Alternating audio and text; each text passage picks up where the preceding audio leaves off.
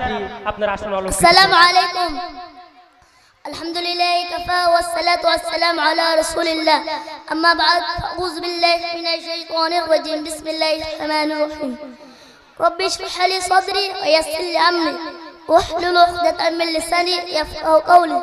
My respected teacher, honorable director, elders and my dear brothers and sisters, I welcome all of you with the Islamic greeting. Assalamu alaikum wa rahmatullah.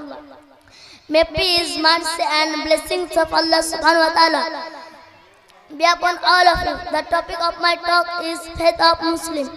A true Muslim has that faith, mean iman in Allah subhanahu wa ta'ala, the angels of Allah, the books of Allah, all the messenger of Allah, the day of judgment.